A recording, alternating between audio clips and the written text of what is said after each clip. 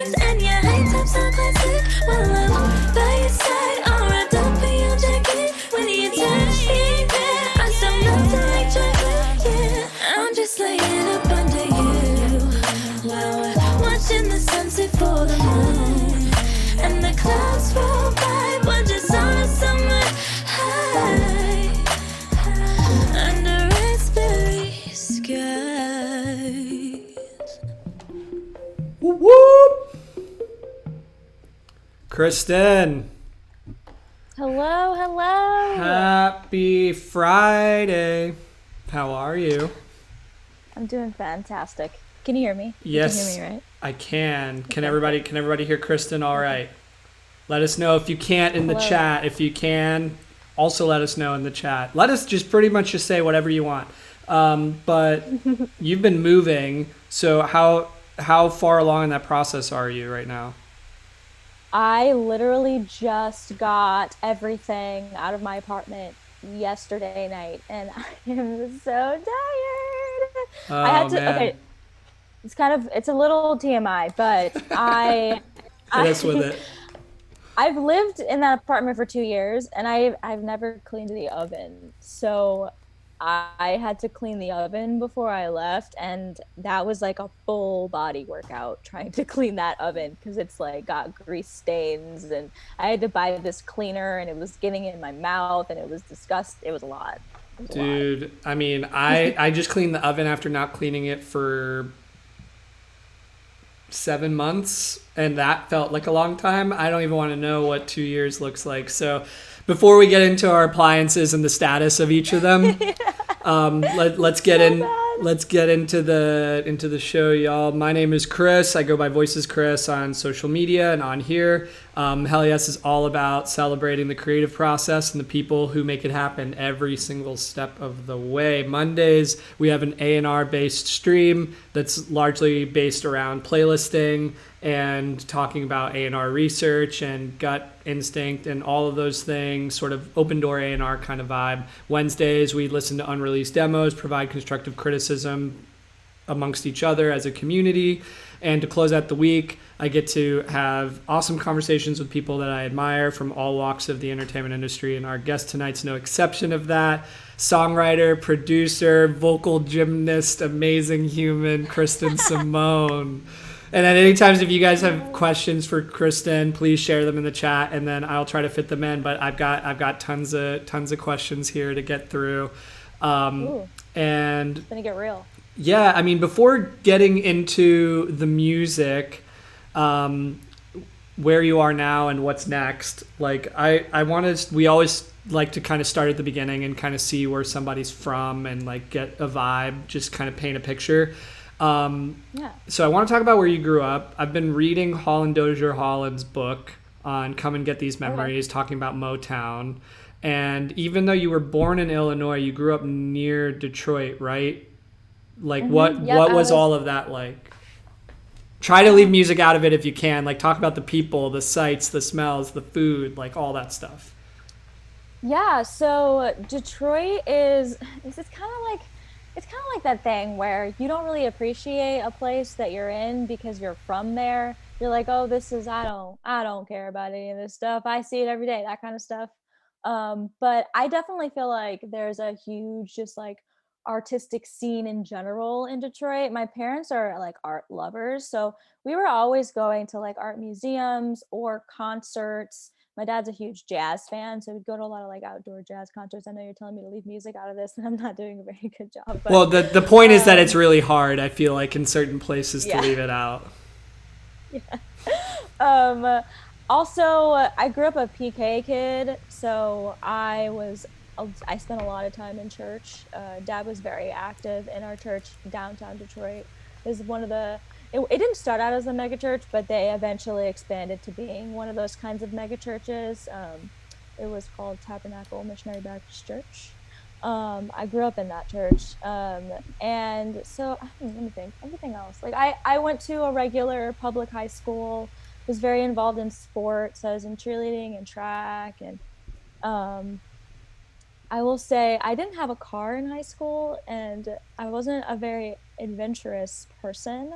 So I didn't really do very much aside from like singing in the girl group that I was in and then going to cheer practice and school. So I feel like I was pretty sheltered.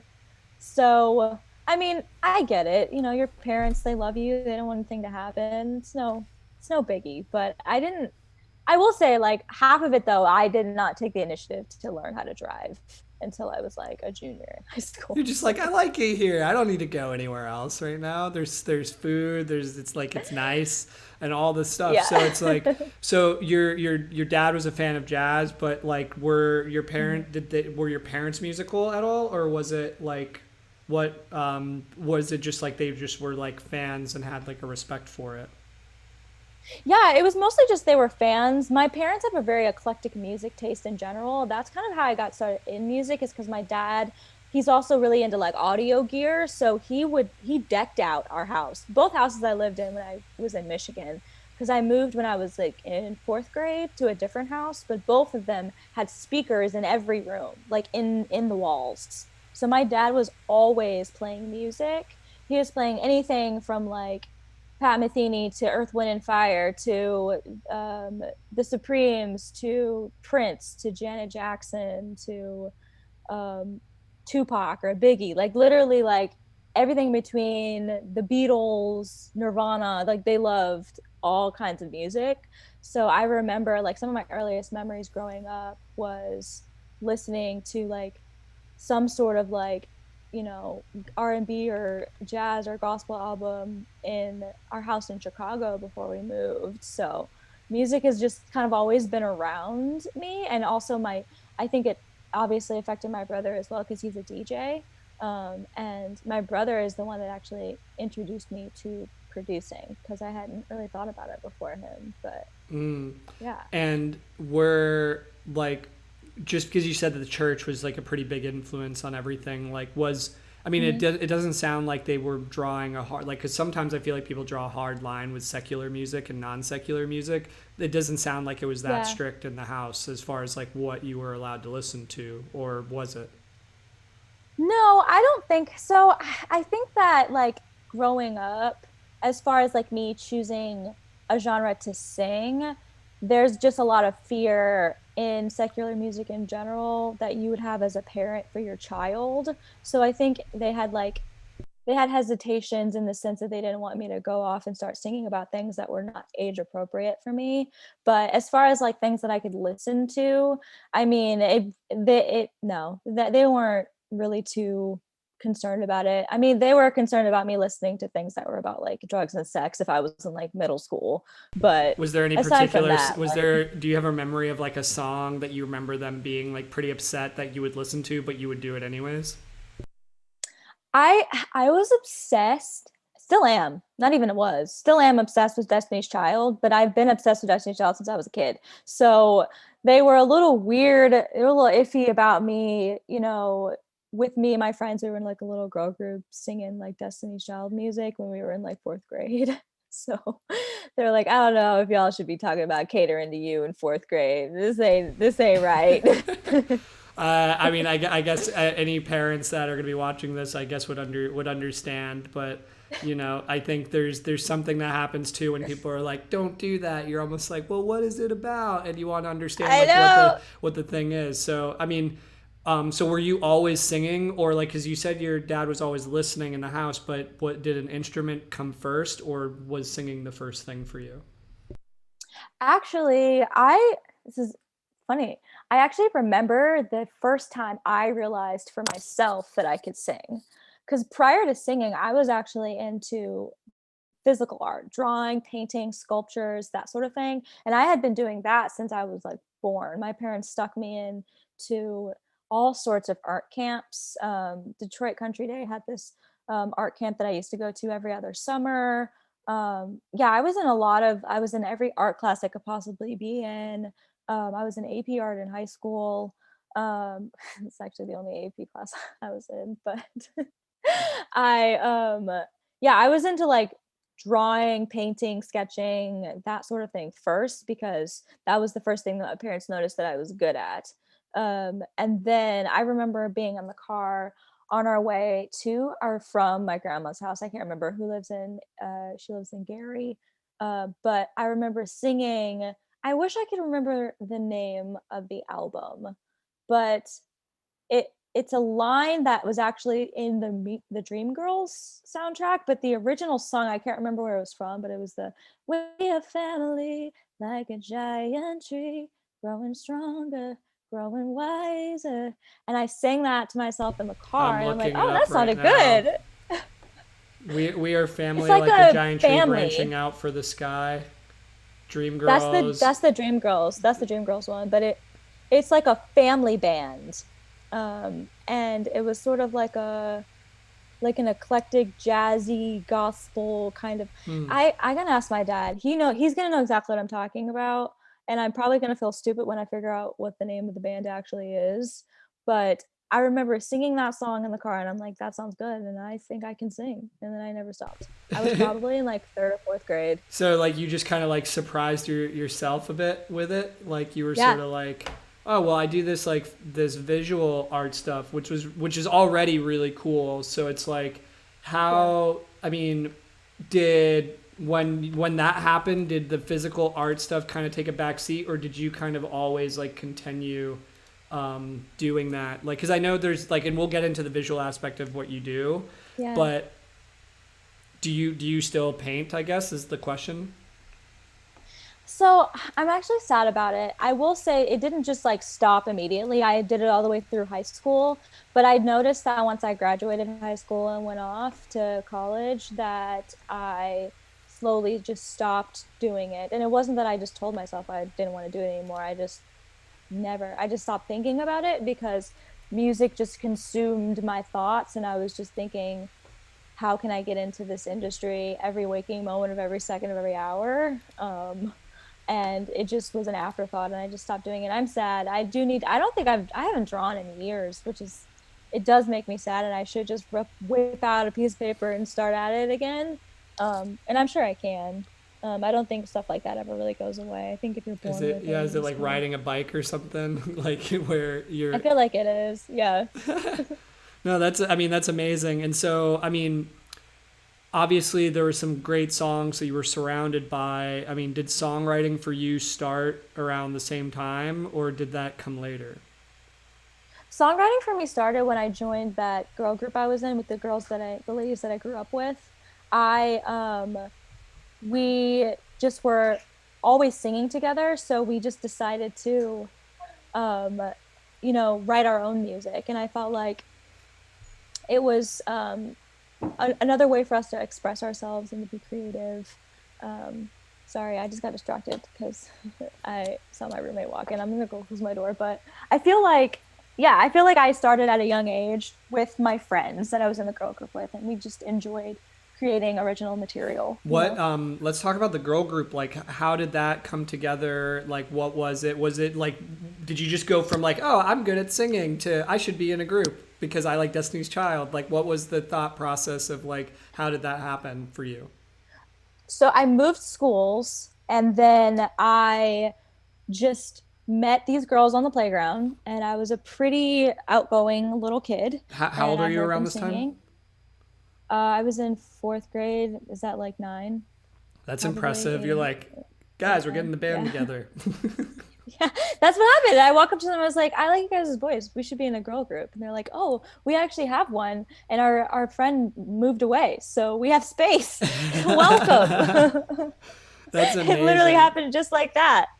But like what I guess Um, what made you think that you guys should be in a group together? Was it just you were they just singing around you all the time and you knew they had a good voice, or like how'd you know they were even good at singing? no, literally, I was on the playground. I heard them singing. And I was like, can I be in a girl group with you guys? And they were like, conveniently, we have space. And then I just joined. It literally, there was no like preliminary, So was there a name nothing. already? Literally Like met them. did you have to adopt the name? Uh, we changed the name because they weren't like, they were like in remission because their third member was gone, so they were like on pause. So then we were like, hey, look, this is a perfect time to rebrand. Let's come up with a name. I can't remember what the name was, but We on the spot at that recess. We're like, boom, girl group. Dude, And then we just hung what? out all the time, attached at the hip. That's amazing. And it might have glitched on my end for some reason, but did you say the name of the Oh, girl group? oh no, I can't remember the name. Oh, Yeah, really? yeah, no, I can't I remember was the like, there's all name. this lead up, and I'm like, oh, I can't wait to hear what this name is. What's the name? We went through a bunch of different names. I remember some of the names, but I don't remember the first name. It was so we had New Limit, and then we had Authority, and I'm pretty sure it was like double KR. I think that's what it was because I think that was just our. Your It was just like initials. yeah, it was just our initials. I get it. I'm looking at the chat. Kiwi said my parents kept me locked up too. Matt said that he had a curfew till he was 21. Um, Blackberry was talking about not the curfew. Like I feel like that's reasonable. Not the curfew, but the age appropriate songs. Yeah. And then and Pio just showed up. Pio, welcome in, my friend. He's like, sorry, I'm late. Hello. You're not late. You're right on time. We're talking about the girl group that Kristen couldn't remember the name of that she was in when she was in fourth grade.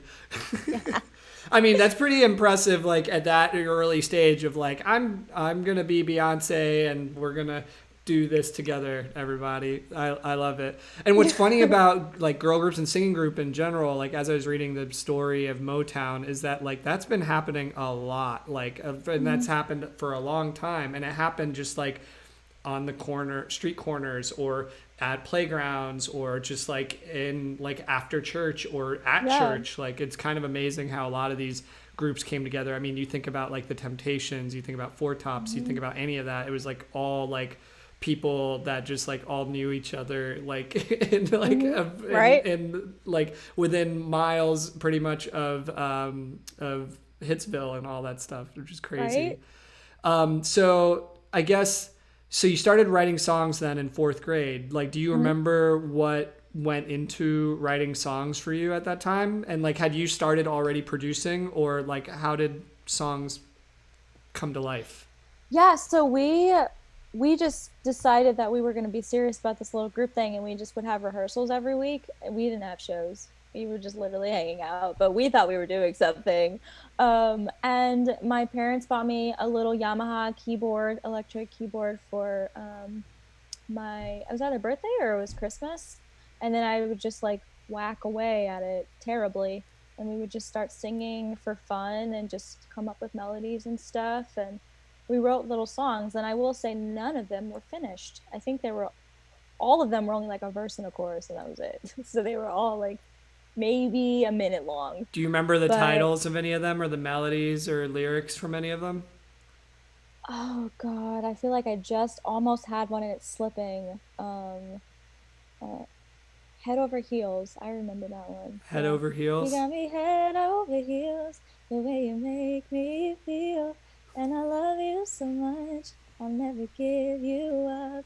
Yeah, I remember We're that just one. gonna we're. Our I was gonna say we should just keep going our through memory lane so you keep singing. right, our fourth grade choir teacher was such a sweetheart, and she like not orchestrated it, but like what's the word I'm looking for? Not orchestrated. She, you know what I mean though. She wrote a piano part to it and let us sing it in our choir concert for the whole school. Head over heels, She's or a an different, eight. or just a song that you guys had Head written. over heels. The song that we wrote, Head over heels. She was That an I angel mean, lady. that's amazing. So she She's basically like amazing. effectively like composed and like created the piece for Yeah, you composed. That's guys. the word I was looking for. She did. I remember it was after choir class. She's like, I really like what you guys are doing. I want to help. And she composed the piano part and we wrote verses. And I think we finished that song. And then we sang it at our choir concert in front of all the school. It was fantastic. Were you nervous about performing? Because I know that sometimes there's like writing and singing is one thing, Yeah. performing was like another. But you enjoyed it right away. I was never really nervous singing with the girls, because I had been singing with people my whole life, like either in choir or in a girl group or in church. But I got nervous when I eventually decided, to go off to school, and then I'm a solo artist at that point. I got nervous singing alone. That's really the only time I ever got nervous. Even to this day, like if I'm singing with a band, I'm not really nervous, but I do get nervous if I'm like, those auditions for like Idol and stuff, and you walk up and it's just like a spotlight on your face and you're just standing there in a dark room. I get so nervous for those. That's, I mean, I couldn't do it. So all the power to the people that can. What's funny is actually our guest previous to this, who I should actually show you her channel. Her name's Chaselyn. Had auditioned on Idol, and it was like a similar thing to what you were saying. But she like wants to be a part of a group, but I guess just never found those people in fourth grade and is just doing her thing solo. But Yeah. the I guess you said like when you went away to school, so like were you in that group from fourth grade all through high school Yep. until you moved? And because did you move to Nashville for school, or did you Mhm. move here with family? I couldn't remember. I moved for school. Yep. I moved to a different city with nobody and no family, alone. What I'm just so like, I'll figure it out. what made you choose Nashville? Okay, so funny story. This is what happens. This is the moral of the story is always prepare and have a backup. I did not. So my whole high school career just dreamed and wished and prayed that I could get into USC. And it just was not in the cards for me. I put everything into it. I flew out there several times, had several auditions, and I initially got into the program, but so also I'm dyslexic, which I think is the reason why I'm so creative and I'm very hands-on and I learn from, touching and experiencing and going, experiencing myself and like learning on the job. Um, but school is always ever I never really liked school. I did it because I had to. So I had decent grades. I Preach. I think I think had all like of a us feel that way to a certain extent. yeah, yeah. My grades were fine. I think I had like a 3.2 graduating from high school, which is not bad, but that's not USC grade point average quality. You have to have like a 4.0 Wait, and so what was your somebody's raiding? Holy shit! I was like, what is going on? oh Kayvon, what? thanks for the raid. So there's a raid function. I was like, at first I thought like I need to change the sound because I keep thinking it's music that I have Oh going no. on. That like I hope somebody clips how scared I got on that. But Kayvon and everybody. Welcome in. We're interviewing KRYSTEN Simone here. I do A&R professionally, and a bunch of different streams on my channel have to do with either A&R or demo submissions, sort of similar to what Kayvon does.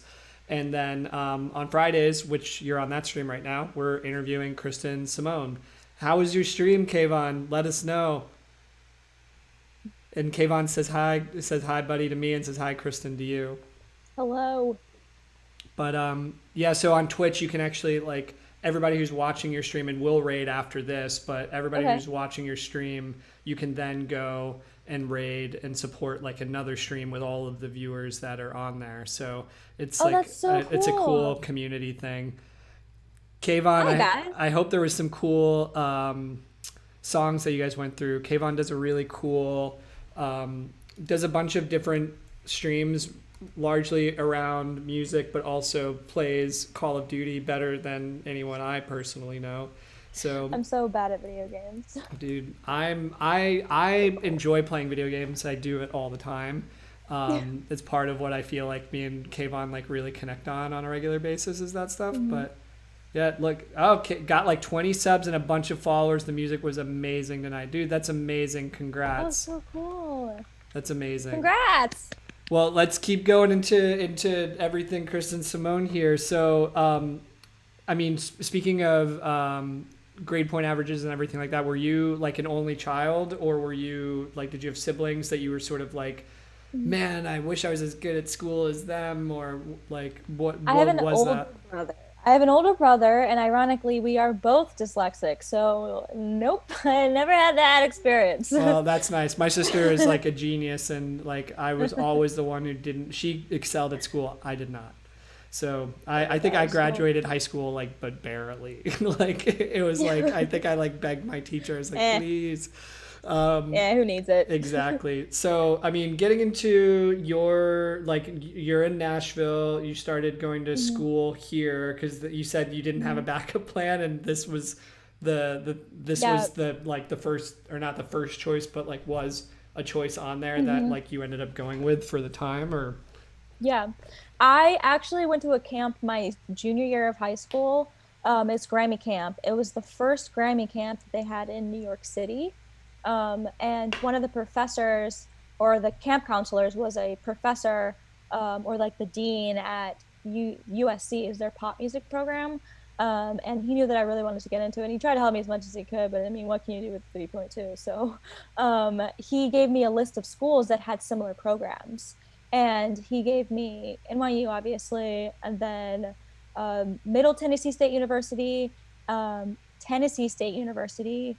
It was a bunch, but those are the ones that I remember. So I actually didn't know about Belmont at all. It was on that list, but I completely ignored it. I don't know why. I just didn't even look at it. So I applied to TSU because they have a commercial music program, and my grandmother actually went to TSU as well. It's an HBCU. I'm sure you know that, you know all of that. But I went there my freshman year, and then I just slowly discovered Belmont. I had not heard of it. well, I think and for anyone in the chat that doesn't know what an HBCU is, do you want to sort of just like let everybody know? yeah, it's a historically Black university. They were created, back during the Civil Rights era because we did not have access to higher education. So there's a bunch of them all throughout the U.S. I would probably say like Hampton, Howard, Spelman. Those are some of the more known ones, I would say. My brother went to Howard in DC, so we got that HBCU fan, Yeah, and fun but fact for anybody who doesn't know, Fisk is actually responsible for why Nashville is called Music City. It doesn't have anything to do with country music necessarily. It was the Fisk Jubilee Singers that were the first like internationally like recognized touring group out of Nashville. I didn't even know that. All entirely made up of Black students and singers, and the Queen was like, you must be from a city where music just exists, and that's where Music City comes from. So I shout didn't even out know to that. HBCUs and Black music in general for like literally Yeah, paving the way for everything, even the nickname for an entire city. right. Got that Black people magic. I love it. Um, So yeah, so you were going through all of these different schools, mhm, HBCUs, and then like names you hadn't heard of, and then mhm. you ended up at Belmont, right? So yeah, I discovered Belmont through an internship that I had. It was Notes for Notes, which is a nonprofit organization. They work out of Boys and Girls Clubs, and I interned there for a whole year. Was It's amazing. Juliana there at the time? Mm-mm, No, okay. mm-mm. I was just curious. I worked with a guy named Nick, Hmm. um, and they he came to speak at TSU during one of our seminars, and then I got an internship because of that. And then there were also Belmont students who got internships at the same time. So that was how I got introduced to Belmont, and then I started, visiting the school, checking out their program, and then I applied, and then I got in the next year. So that's kind of how I moseyed on into Belmont. The reason why I wanted to go to Belmont was because I also wanted to study the business side of the music industry. And unfortunately, they didn't have music business courses at TSU while I was going. They might have them now, but they didn't have them as an emphasis or a minor at the time that I was going there. Because Um, commercial music isn't necessarily around the business aspect of it as much as it's mhm. on the like on It's a music degree, yeah. yeah. So it was like singing, an instrument. I took classical and commercial jazz. We had like seminars, that sort of thing. So The person who rated us actually went to Belmont. Kayvon went to Belmont. yeah. So there you go, some Belmont love in the chat. So, and a Uh-huh. cool thing that I've always loved about your career so far has been just like your openness with everything, specifically that like my journey as an up and coming artist.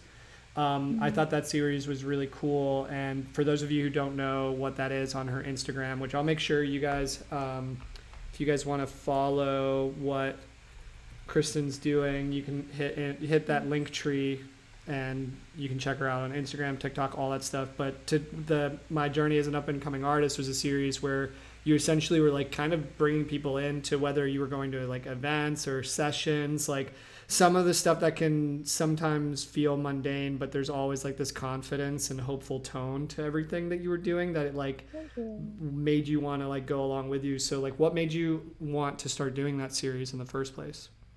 So I always love consuming content from celebrities or public figures that I admire. Um, it's just very entertaining to me.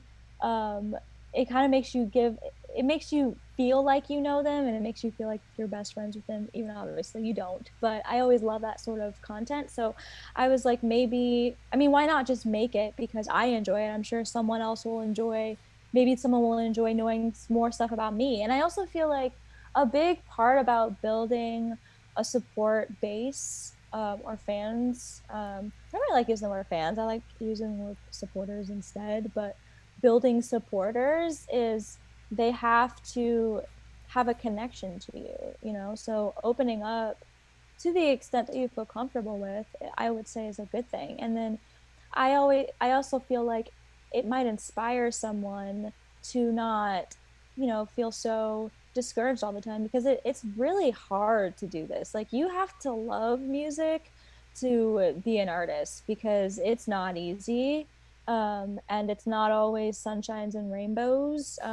So I feel like if I could be an influence and encourage people to just keep chasing their dreams, because I truly believe, and I had to go through a journey of discovering this and like really accepting it, but I truly believe that if you know you're going to do something, no doubt, just know it, own it, believe it, see it as your future, and know all you have to do is walk into that existence. It's going to happen.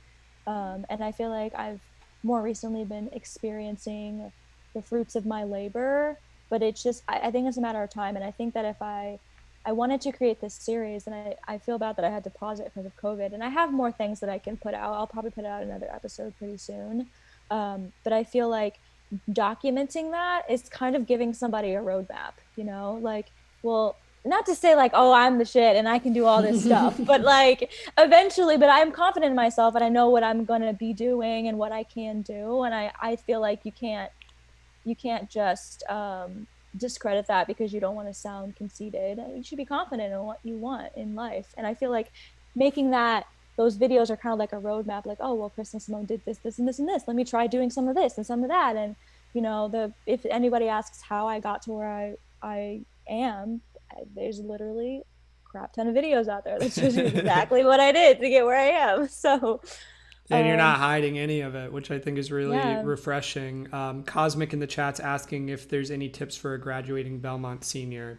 So we got more Belmont in the house. Hey, I will say for me, I think that I should have worked harder while I was at Belmont to get out of that Belmont bubble because I didn't realize what people meant when they said the Belmont bubble, and it is real. So I would encourage you to hit the pavement running if you aren't grinding.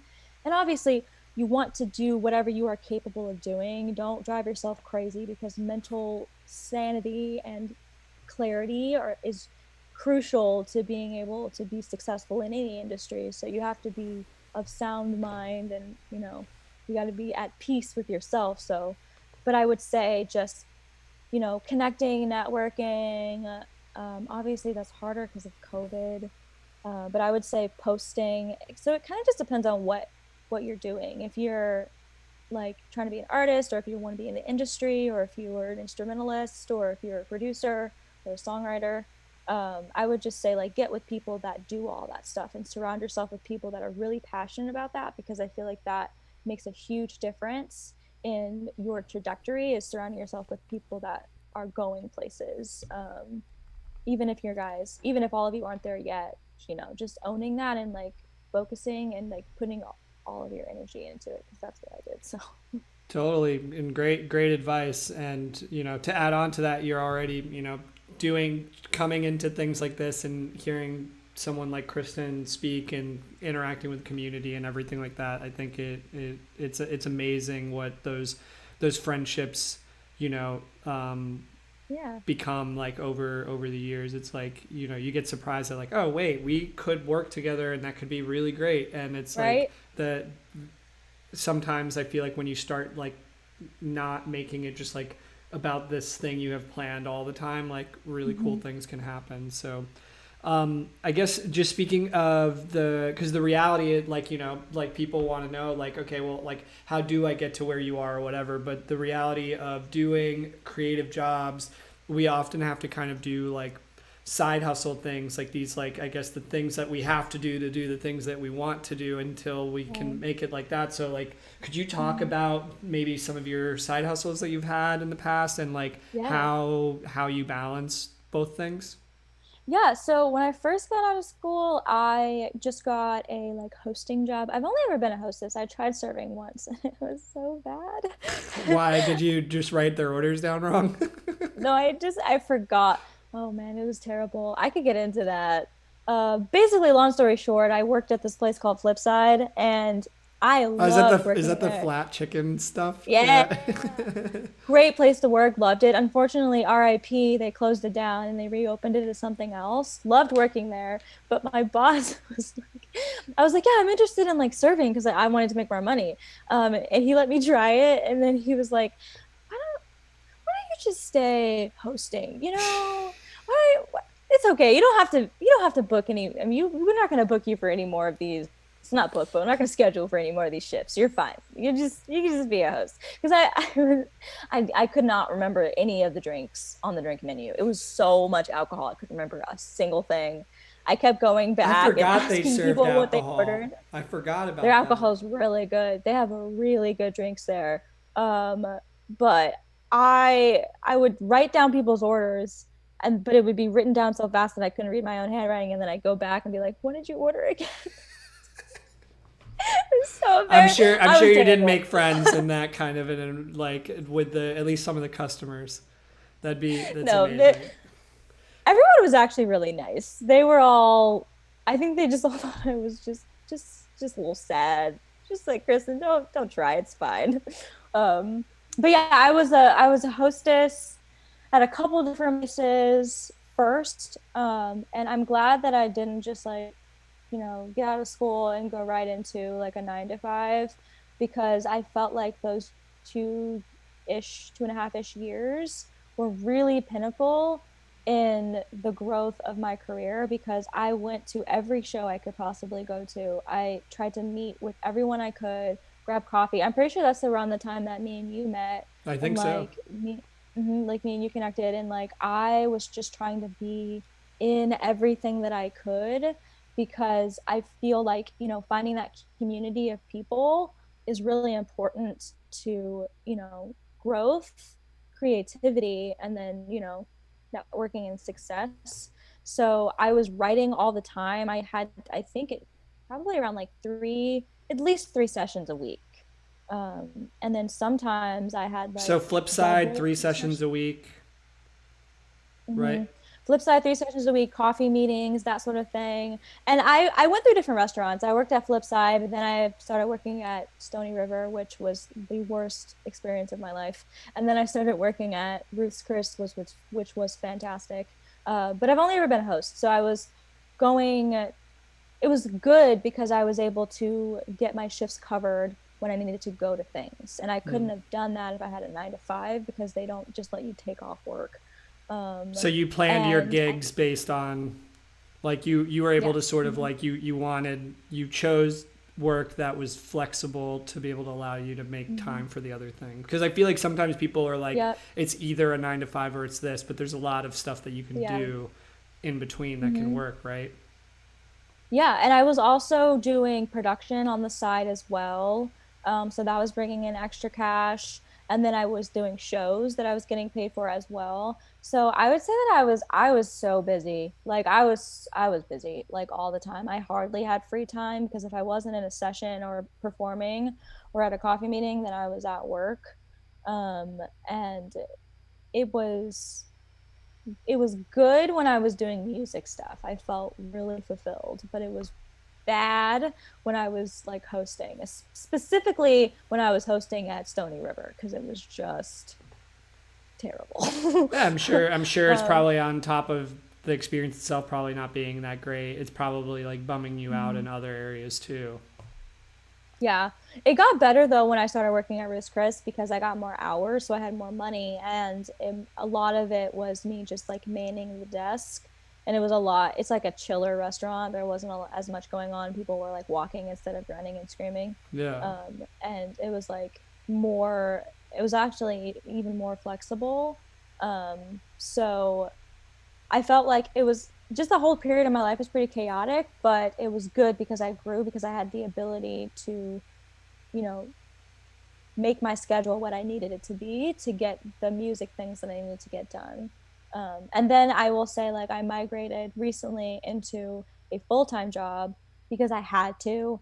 I got to a point where it was like, groceries, music, so you got to do what you got to do so that you can feed yourself and put out music. And I will say, like, the driving factor for me was just like I did not have enough money to put out music, and I'm like, that's not okay because I'm not going to just stop putting out music. um, and I feel like this has definitely been one of the best side jobs that anybody with a music degree can have because they have phenomenal benefits. Like, I'm working from home, so it's not like I'm, driving halfway across town from the office to a studio session. I'm just like at home and then I can immediately leave. It's a very good setup. So I will say yes, I do have to have a side hustle. But I don't really harp on it because it's just like at this point, it's just something that I like do, and then I like check out, and then I wake back up and do what I'm actually supposed to do. Yeah, and Um, I mean it's one of those things where I feel like it's like before you know it you're going to look up and it's like music with the focus that you have becomes like mhm. the main thing, right? And Yeah. becomes like all of that. So, and sometimes I feel like it's kind of nice to not have to like live in Hmm. that part of your brain all the time, and Yeah. be able to have that break. Because I feel like even once you're in it full time, you have to find like ways to Yeah. pull yourself out of it a bit. So, I mean, we mentioned before you currently live in Nashville, but what are your Hmm. thoughts on other creative centers like LA, like Stockholm, Yeah. Detroit, even Minneapolis? Like Yeah. it feels like there's more and more new like I know. centers popping up, which I think is super cool. Like, what do you think of those creative centers? And like, have you thought about moving and relocating? Yeah, I will say, like, I prior to COVID was like in the planning stages of moving to LA. And it's just like you get pulled both directions because you meet people in Nashville and they all want you to stay. They want the creatives to stay in Nashville because they want to build up the scene and they believe in the talent. But at the same time, it's difficult because there's just not as many opportunities to get deals. And the reality of the fact is, it's like this industry is outrageously expensive. So unless you have the money yourself to put music out and properly promote it, you're going to need to get it from somewhere. So if it's not with a label, then you're going to have to, I don't know, have a side job that you get paid a crap ton of money, but then you don't have time. So it's like, I feel like there's a lot of growth happening in Nashville, and I think that there's a lot of opportunities that are like bubbling up, and I think this is like a pinnacle time in the city. But I also recognize that the spots are still slim, especially for someone who is not run of the mill straight down the center pop, because I am like R&B, hip hop, pop leaning. So it's good because I don't really know any people in the city like me, but it's bad because I'm not safe. I'm a risk. And the style that I do is going to be more, you know, they're going to have that lane spelled out for this type of artist or something similar in an LA or in an Atlanta. And I don't know. I feel like there's ways to do it. I feel like there's ways to do both. Like, I feel like there's ways to still grow in the city and grow in other cities. Because I love Nashville, but I will say, like, I feel like, my time is now, and I just have to do, I don't know. I haven't decided. Like, I still like the idea of moving. I think ultimately I do want to move to either New York or Los Angeles because I just aside from music, do not like living in the South. Um, it's just I'm a black woman. It's just not my cup of tea. I'm from Michigan. I'm a Yankee at heart all day. So I love my people though, you know, like I love like you and like Kristen and like the whole pop community. Like I love my people, but it's just like in general, I see myself thriving somewhere more liberal, you know? I get that. And it's like, maybe, and do you feel like maybe things would have been different for Nashville had they maybe made the same kind of investments they made in Music Row if they had done the same thing with Jefferson Street rather than sort of like destroy the rich cultural history there? Or do you think it just runs deeper than that? Um, I mean, yeah, I'm sure if there was no sabotaging happening. I actually didn't know about that, but I definitely feel like because it's just hard because it boils down to money. You know, you need money to thrive in any industry. So if the opportunities for cash flow are being sucked out of an area, the ability to grow and thrive in that community is just going to be substantially harder. Um, so I feel like, yeah, to answer your question, I would definitely say it would probably be different. I think it might be more of like an Atlanta, you know, because Atlanta is also a viable option. It's still in the South, but I feel like there's definitely more of my style and more of my like genre and types of people there. Yeah, Which I mean there's a could history be of a lot bad of because there's black obviously more businesses competition. thriving too. Mhm. So I think Yeah. something Hmm. that Nashville isn't really the most known for, you know. Yeah. So, and Yeah. something that really impresses me about you is your ability to sort of move between all of these different skill sets. Because like some people train to be really good Thanks. at like one thing, but you have production chops, songwriting chops, and you can sing technically better than most of the people that I know. Like, and we mentioned that before, but I want to talk more about like each of those individually and sort of just like not necessarily put them in a box, but sort of like I just wonder if their approach is sort of different or if you even like look at them differently. I guess like let's start with production Hmm. to make it easier for my own brain. Yeah. What is your philosophy like when it comes to production, whether it's for you or for somebody else?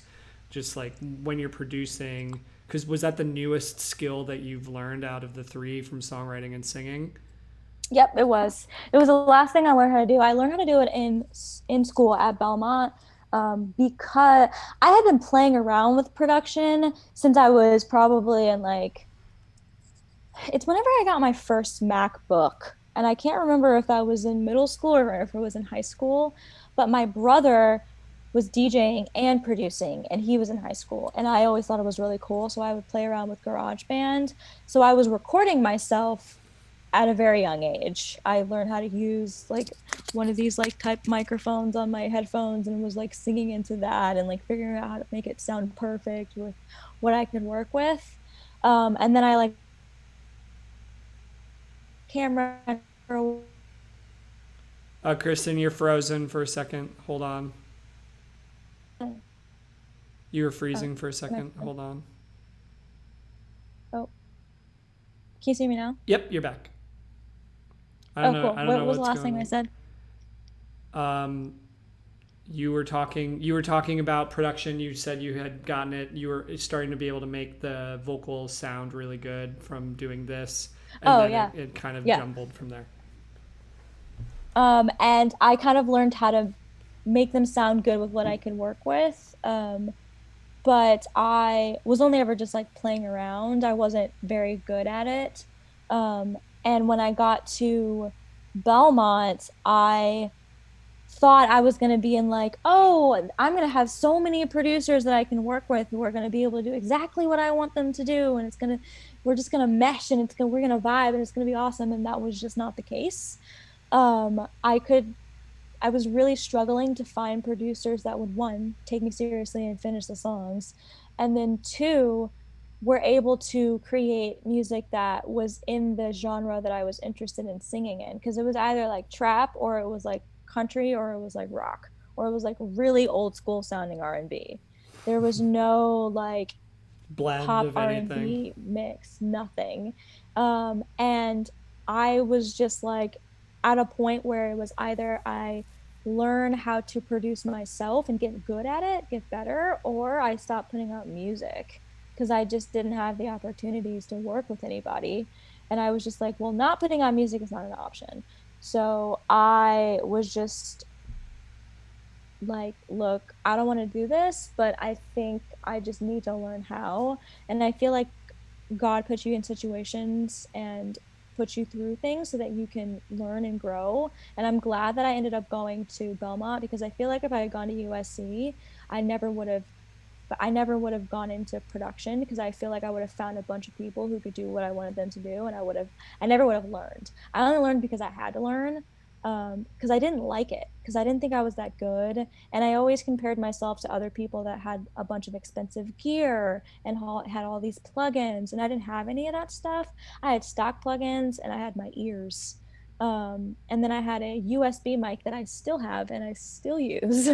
um, and I feel like that's really all you need. I don't remember what your question was, No, because I feel like I'm rambling. you answered it, and the next thing though, and what you're saying sort of ties into, you sort of started answering Blackberry's question, which was, what advice would you have for someone that wants to start getting into production? Yeah. And you sort of answered it, but like, is there, with that question framed that way, do you have like something to add to what you just said about like, you don't need all the crazy gear, you just need your ears and good ideas? Honestly, that's the truth. Like, I just listen to a crap ton of stuff. Like, I'll just go on Spotify and just go through random playlists. And I'm really just listening to the production. I feel like I use my I listen intently to things that you wouldn't normally notice as a music consumer. And I feel like learning how to produce changed the way that I listen to music altogether, which is kind of like a good or a bad thing. I don't really just listen to songs now. If it's something I haven't heard before, I don't just listen to songs. I'm really just listening to the production, and I'm listening to all the details. And that's why I like notice when people use splice loops or splice samples immediately. Like Dua Lipa's last album, there's this pack on Splice. It's called Oliver. I think it's called Oliver. Her whole album is just covered in those like samples, and I noticed them immediately because I listen to music like that. So I would say Oliver's Power Tools is what. that her whole album is just covered in Oliver's power tools, which is good. I love that album. Like, I'm obsessed. I really love that album. So I'm not knocking her. I'm just saying that, like, as a producer, don't necessarily feel ashamed to use samples, because there are people out there making millions of dollars using samples and they feel no regret. So you shouldn't either. Oh, Um, 100%. And there's an art to it, you know, whether you go back mhm, to the earliest days of hip hop and literally like DJs right? using break beats and everything to like Hmm. make a whole new genre of music. It's Yeah. PO is saying Ian Kirkpatrick uses them all the time. Hmm. Blackberry is saying, sorry if you explained this, but did you already play a bunch of instruments prior? No, I just sang. I think that me growing up and singing in a girl group um, gave me like phenomenal ear training. So one thing I'll actually do when I'm like feeling like I need more inspiration is I'll just scroll through splice loops and I'll listen to chord progressions that I really like, because I don't really play very well, but I have a good ear. So I can just pick out the chord progression from listening to it and humming like da da da, and then just like typing it out in my DAW. Um, What DAW do you so prefer to use? I only use Logic. I have never used anything else aside from that. I mean, GarageBand doesn't really count, but you could say GarageBand. GarageBand, I feel like, is like the starter pack for Mhm. moving into Logic. I remember there were big songs that used loops from there, like Rihanna's "Umbrella," like Okay. had one of the GarageBand loops in there. Do you know Roman's Revenge with Eminem and Nicki Minaj?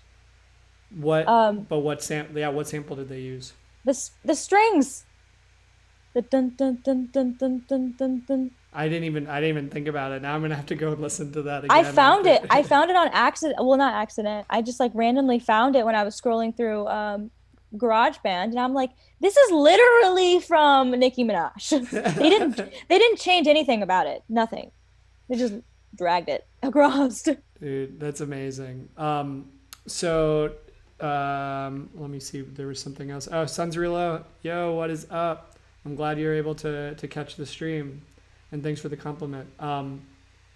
So getting into like for on the production side, though, like a bunch of strides have been made in recent years, like women still make up like such a small percentage of the thing. And it's almost like, I feel like, do you ever get to like, oh, wow, you produce kind of thing because you're a woman? Like, I guess, what do you think about the current state of things? Like, or like, why do you feel that it's that way with access to all of these things? Why is it still such a Yeah. boys club? I don't know. I feel like I I was taught at a young age that, because even when I was in the girl group, like the people that were sort of like pulling the strings of the group were saying like, you don't need to produce. We're gonna hire people for that. We don't want you to produce for the group. Like, don't do that. So it's like the outside influences tell women to just like sit there and look pretty, and it's not really an environment where it fosters like growth in those types of industries. I don't know why. I guess that could be a whole nother conversation in and of itself. But I do feel like this is like our society just caters to telling women to just be the pretty thing in the corner, not the I guess cogs behind the scene making the clock go. Um, and I think that's another reason why I felt so insecure to call myself a producer for so long, because you know, I just was never in an environment where it was encouraged for females to be producers. And I always really wanted to find that in an artist. And that's another reason why I try to share it as much as I can. And I feel like I need to do a better job of sharing more of it, so that I can encourage other females to produce. I was afraid to do it. I was like, I'm not that good, and I don't want to be in a meat fest with a bunch of people that are just going to sit there and judge me. Um, but I really just I'd stopped listening to other people's advice and opinions, and I just decided to just do it because I had to. And I feel like that leads into what I was saying before. I feel like God puts you in situations for reasons that, you'll see in the end. Man, and I mean, what's really interesting is like, I feel like, some people that are on here like have heard your voice by now, and it's sort of like a pretty like a thing that I feel like people immediately might connect to you.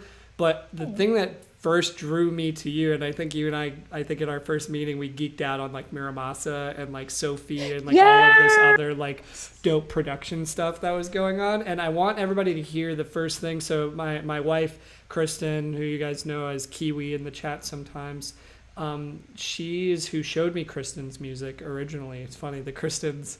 I know, it's so crazy. Yeah, so I want to play just like a clip of like, I swear I listened to literally what I'm about to play you, and then I was like, I need to like meet this person immediately. So this is the. Oh, what are you gonna play? I'm gonna play this thing, and then if you really want me to play something else too, I will. But this is what I immediately heard, and I was like, this person's got a really good ear for production. Whoever did this, and then when I found out that it was you, that like blew my mind, because I was like, this is even more amazing that you can do all of these things. This is every day. Oh, every day. Wake up tired, only running on 2 damn hours. They say it's hard. I'm gonna lip sync over here. We're young and we're free, can't afford anything but our hearts keep us going. We're crazy and wild, don't follow the crowd, always live in the moment. It's a struggle every day. Broken, reckless, keeping the faith. I know, we may crack, but we won't break. Just know, it's a struggle every day. I love this part too. We know.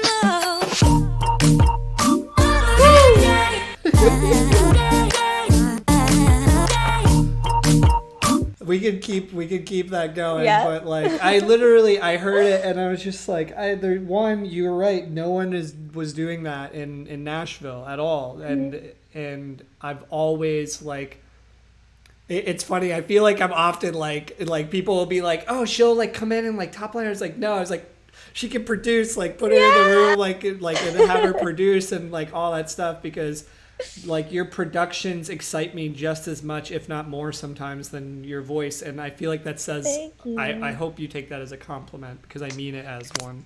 Thank you. Looks like, oh, is that a decap sample is what Pio's asking. Um, Everybody was stoked on it. They're like, so good. Fuck. Oh my God. the That singing, was sick. the singing was all me. The singing, I didn't use any vocal samples. Oh, but no, I guess I don't know what decap sample is, but I is don't that, know. I mean, Pio maybe explain What is that? said the shout? I don't Oh, yeah, probably. Yeah. know. There you Yeah, go. probably. Yeah. So okay, well, I mean, the production stuff clearly, like just in that moment, I feel like that like shows just a sliver of what you're capable of. But I'd love to talk about songwriting some more with you. And how Yeah. often are you writing on your own versus collaborating with others? So I grew up, I will say, like in a combination of writing with my friends, but a lot of it was me. Most of it, I would say, was me writing by myself. And then when I got to school, I didn't really know very much about. I never called it co-writes, so I didn't know what the term co-write was until I got to like probably college, because I always just called it writing a song together. And which is the I same like thing. that. I mean, it's what it is, but Yeah. it sounds more like familial. Like we're writing a Yeah. song together rather than Yeah. like Like co-writes. Fancy. corporate, or I don't know what Yeah. the word is. Like, Yeah. so you were just writing. So you didn't call it. You just called it writing a song together. Like had splits or any of the business jargon like entered your head yet at this point? None of that. I didn't get any of that sort of like lingo or jargon until I got to Belmont specifically. And then I started hearing a bunch of people saying, "Oh, I'm going to co-write. I have a co-write on this day." And a co-write. I'm like, "What is a co-write?" You're like, oh, I've been And doing then those things. yeah, and then I was like, "Okay, well, I should start getting into co-writes too." So could So I, you explain what a co-write, or just I guess I mean writing a song together with yeah. people, like kind of that version of it kind of explains what it is, but could you explain Mhm. to somebody who might not be familiar with what the process of co-writing is? Yeah, so when I started getting familiar with co-writing specifically, basically it's when you book a couple of hours with someone that you either know or you don't know that is also a musician in some sort of way, whether that's a songwriter, producer, singer, artist, whatever, instrumentalist, and you guys just sit down for a couple hours in a meeting place of your choice and you hash out a song. And I would say that I did more of the relaxed version of that when I was growing up, because I was really just hanging out with my friends and we were writing songs for fun. But when I got to school, I started like treating it more of like this is my job, but also something that I enjoy. I always love songwriting. But I started scheduling it like shifts, like work, like shift work. Because I wanted to get in the habit of doing it all the time. Also because I was like made aware that if you wanted to get a pub deal, you needed to be writing a lot. So I wanted to get better. I also loved the idea of writing with people I had never written with before so that I could learn. Um, I love co-writing. I love it just as much as I love writing by myself. I think I will always do both. I think that they're depending on the song, because there are certain ideas that I just feel like would sound better if I just hashed them out by myself. Like a perfect example would be All Mine. I wrote All Mine completely by myself, and then I had Daisha McBride, who's known as Rap Girl on Instagram, feature on it. But I wrote the song by myself first, and I don't think that I would have gotten a song like that had I written with someone else. And it's one of my favorite songs. So yeah. Yeah, that's awesome. So I guess what do you look for when you are collaborating? Like what do you look for in a collaborator that makes you return to them like time and time again? Yeah. I will say, like, when I was first starting out doing a bunch of co-writes, I would just write with anybody because I didn't really know what specifically I was looking for. And I just wanted to get I just want to start writing, So I was just sort of feeling, it's kind of like dating too, You're out with a bunch of people, you feel out what works. I think that like at its base, it's just like working with people that were willing to collaborate and willing to, I guess not like dominate a session, or people that were willing to like, you know, put work into the session. So I think like at its core, it's just finding people that you can communicate well with. But I started like settling on people that I was just getting good songs with. I'm like, there's like some sort of chemistry here, and we just got to play off of it. And then I will also say, like, I think it was really important for me to find people that knew how to do urban style of music, even if it wasn't their like main genre, but just someone who could like swim in that area and not drown, someone who Yeah, they understood. have to understand the culture of it Yeah. and like at least have, even if they didn't live in it, they have to Yeah. understand it, right? Because Yeah. music is essentially a product of culture if it's done Hmm. right. Yes, exactly. So that's, Yes, I yes, mean, yes. that's amazing. So, I mean, when you are co-writing in a room, and you kind of alluded to this, but like people tend to like find a role to fill. Sometimes people kind of decide what those roles are for everybody if they're a dominating person. Some Yeah. people sort of just like kind of retreat into a role if they don't feel confident in what they were talking about, or what Hmm. maybe something they are actually strong in. And Hmm. there's that dynamic that you kind of have to navigate too. So some find their strength in lyric and melody and production. I guess like what roles do you find like yourself in most of the time, and do you feel like that matches your strength at this point, or how does like you enter into a room? What are you Hmm. feeling out to decide, especially someone like you that can do all sides of it? How do you choose what to do that day? So I will say it depends on whether or not I'm writing for myself, or if I'm writing, or if I'm like the third in a session or the second in a session. Um, I was doing a lot more sessions with artists where I was the track girl in the room.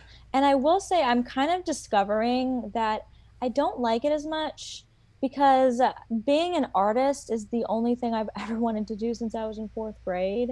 And I feel like I'm just more, I enjoy a session more when I'm the artist in the room. And I know that sounds selfish. Um, I, You know I'm, yourself. I don't feel I'm like that's not a, selfish. like, I'm not saying that I don't like, I'm not ever going to do it and I just refuse to. That's not what I'm saying. But I will say, if I had to choose between being the track girl in a session for another artist and being the artist in a session for me, I would choose being an artist in a session for me. Um, I feel like I haven't necessarily been in a lot of sessions where I'm the track girl and they do the kind of music that I do. And I will also say I'm just the kind of person in general. I usually take my time to do things. So I like to sit and marinate with tracks. All the stuff that I've released so far, I've like really sat with and studied and dissected, and it wasn't, I don't fire out tracks. I don't know. I mean, I guess if I was really under pressure, I could, but I prefer to take my time with things because they always end up turning out a lot better.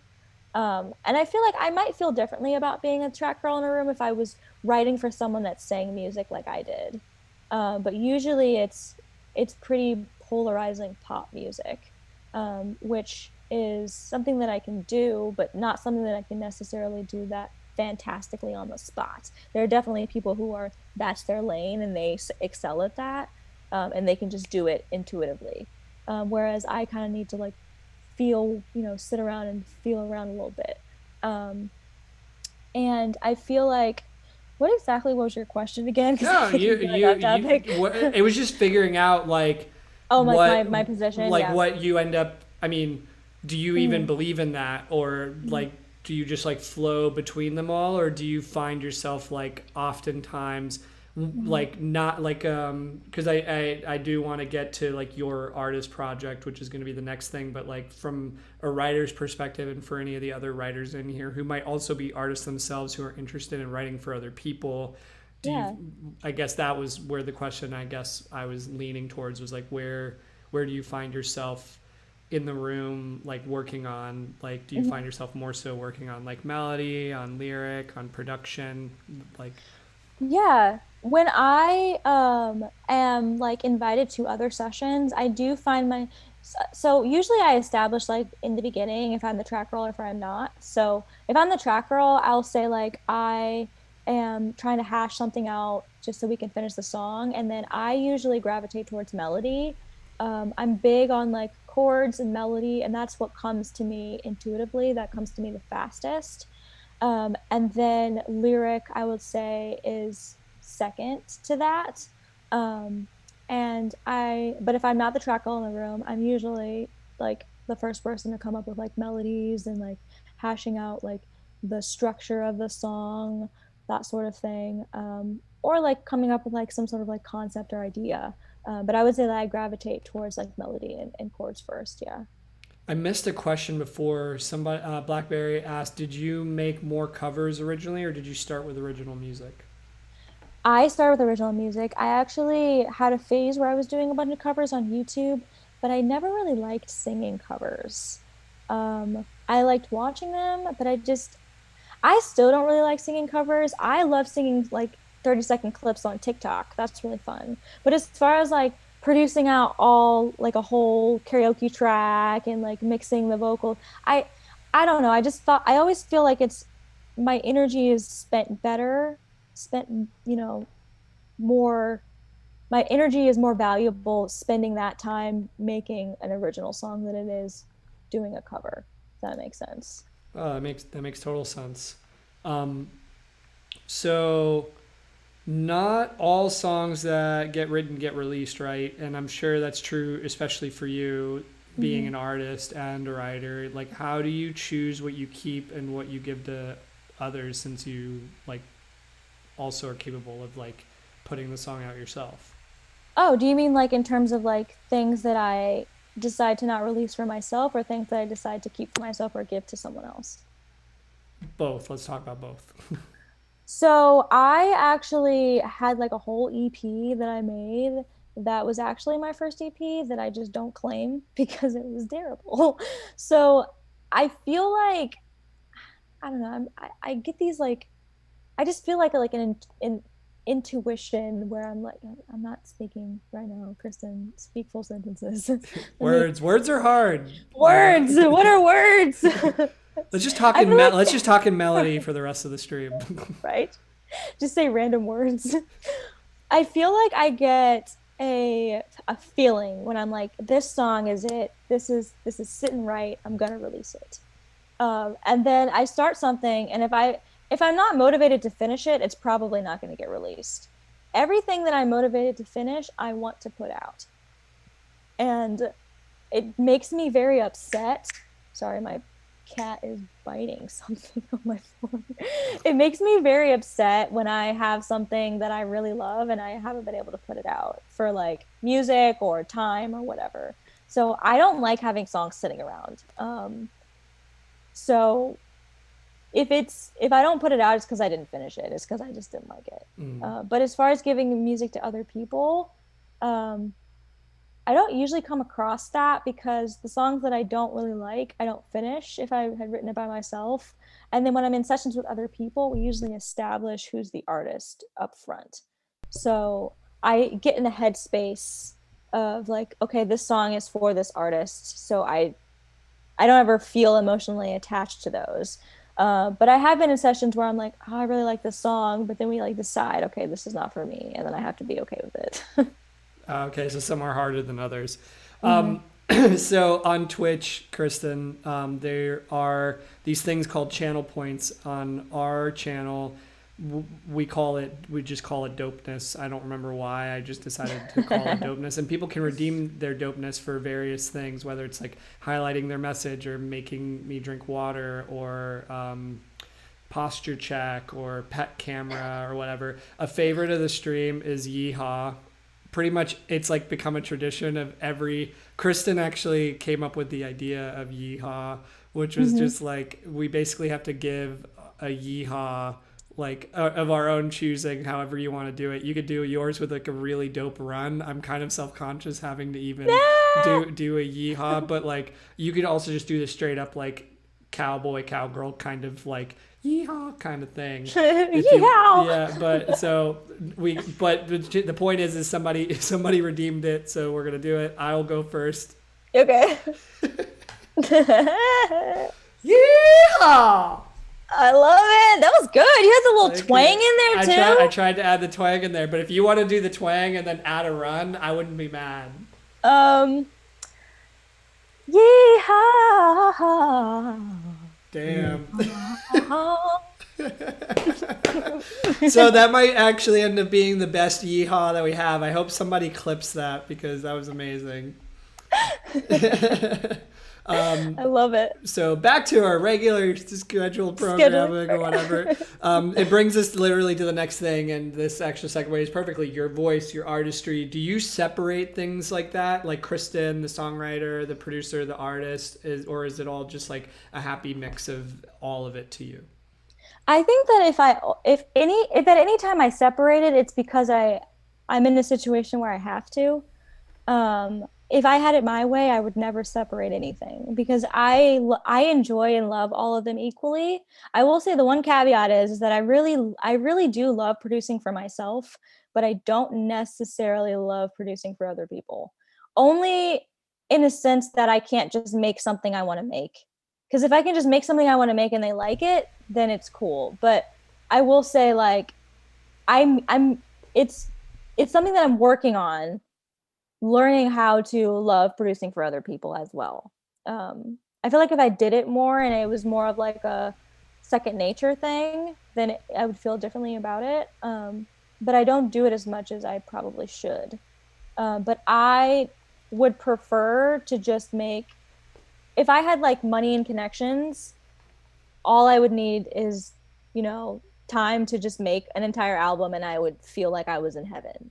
Like I would love to just do it because I love learning, and I feel like every song I put out, I genuinely feel like it's better than the last. And I feel like I learn something new every time I put out a song. And it just makes me so excited because I'm like, I'm only going to keep getting better. This is fantastic. Even in like singing over the years, like I remember being in high school thinking, this is the best I'm ever going to sing. This is it. I could not fathom that I would be able to vocally grow as well. I really just thought like, this is it. And then when I got to Belmont, got training, because I really do think that the training helped. And I think just like being involved in music and surrounded by a bunch of people that also sang and being inspired by them and hearing different tones and timbres and different ways of doing runs and different ways of hitting notes or breath support, like that all together, that experience definitely improved my ear and my voice. Because I will tell you, like I remember, to this day I can still remember I was a CA at Belmont during the summer, so I stayed there for like camps and what's a CA? Convention. It's a conference assistant, so they would have conferences at Belmont. I remember they had this like barbershop quartet conference, and they had like just like a bunch of business. Conferences for barbershop quartets. That's pretty amazing. It was really cool. And it wasn't all music conferences. They had other conferences. Did everybody wear like the hats and stuff? Yeah, they did. Oh man. And the matching suits. It was so cute. And they stayed in the dorms. So I was like checking old guys into college dorm rooms. But I was working there over the summer and I randomly hit a whistle tone. On accident. Like you were like welcoming somebody into their, here's your room. Like how do you accidentally hit a whistle tone? I was alone. I was in my room. I was playing the piano and I was like, I don't remember, I was singing something and my voice cracked. So it was an accident and I was like, that's how you hit whistle tones. A lot of people think that singing whistle tones is just singing high notes. It is not. It is a completely different it's not even a register. It is actually physically whistling with your vocal cords. Your vocal cords, they fold in and then they make like a little tiny hole, and you're physically whistling through your vocal cords like you would if you're whistling through your lips. And it is not to put you on the spot. Can you do it now? No, I can't do it right now. You knew it was coming too. I was I can't do it. No, because I will say I can do it, but it's very unpredictable because I haven't been doing it my whole life. I'm sure I could do if I was like if it wasn't if I wasn't in front of a bunch of people, I'd probably feel comfortable enough to just show you. So But it's like physiological essentially. yeah, it's literally whistling with your vocal cords. It's also really not that good for your voice because your voice is not vibrating. I can see it's hard to explain. Like I can sing whistle tone notes, but then I can also whistle tone the note. And singing whistle tone notes, your vocal cords are still vibrating. They're still making they're still vibrating and to make that noise. But with whistle tones, your vocal cords have to flip to make that little tiny hole so that your air whistles through those flaps. And it's really uncomfortable to do. And I'm usually only good at it when I'm not warmed up. But it's a feeling like you wouldn't know how to do it if you didn't know. You can't tell someone how to do it. Like you can say sing high, but it's not singing. It's whistle tone notes. It's whistling through your vocal cords. So like just stuff like that. Like I just couldn't fathom getting better at singing, and now that's another thing I can add to my like Rolodex of skill sets is that I can hit whistle tones. That's And amazing. it's just interesting. Like I'm just excited for just life because like I know I'm only gonna keep getting better. And to have a very long-winded answer to your short question, I don't like to pick. No, that's good. And what goes into creating a brand identity for you as an artist? I often relate you to the color yellow, which I went out of order. Sometimes we fall right into it, but this one I went specifically out of order. It's like it's got to be yellow. Like what goes into creating a brand for you? So I'll also say like I'm really into making videos and graphics. Like I said to you before, I had to start in like YouTube and stuff when I was growing up, and I draw and I paint and all that kind of stuff. So I'm always like very like drawn to like visuals and just the concept of like creating something with your hands, whether that's using a computer to create it or like physically drawing it out. But I just I released a song called Full Bloom, and I was really drawn to the idea of having all of the graphics be very bright and very yellow and very like kind of like a statement, like look at this. And I was thinking of a way to brand myself where people could easily remember me, even if they didn't remember my name. And I just thought, like, well, wearing a color everywhere, people are going to notice, like, this chick is always wearing yellow. Who is she? Why is she always wearing yellow? So it started out with my song called Full Bloom. And then ever since then on my Instagram, I've just been posting everything yellow. So I want to have like a more, you know, dramatic, introspective reason for why I picked yellow, but it was really just because it happened to be the color for a campaign that I did, and I just didn't get rid of it. And then I just started wearing it everywhere, and people were like, "Kristen's the girl with the yellow," you know. It And you're like, worked. "Oh yeah, the girl with the yellow." That's amazing. I love that. It's more gimmicky, you know. Hey, but it works, you know, and I feel like you're becoming known for more things than just the color yellow. So, and we'll talk about that I'm in a little glad. bit here. But you're also socially and politically active, like across your on like on social media and just your platforms in general. I don't know Mhm. if it's made it into your music, other than like there's obviously like confidence, Mhm. like a stream of confidence that comes into there that I feel like anybody Mhm. could relate to. But Yeah. do you see just like your social and political feelings sort of playing more of a role in your music, especially after a year like 2020? Yeah, I actually started working on a song that I wanted to get a bunch of like the Black creatives in Nashville involved, but I wanted it to be done right. And I feel like, unfortunately, I'm really good at writing love songs and songs about parties and that sort of thing, like that stuff, because I've just done it for so long. It's really easy to write kind of that kind of stuff. So when I put out a song that has a message that's like politically driven or socially driven, I really want it to be a beautiful piece of artwork.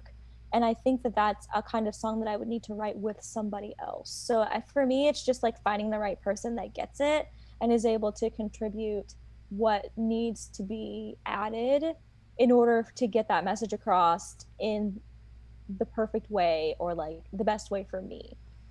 So yes, I do want to put out music that is more, um, that expresses the way that I feel about the world and the community that I'm in.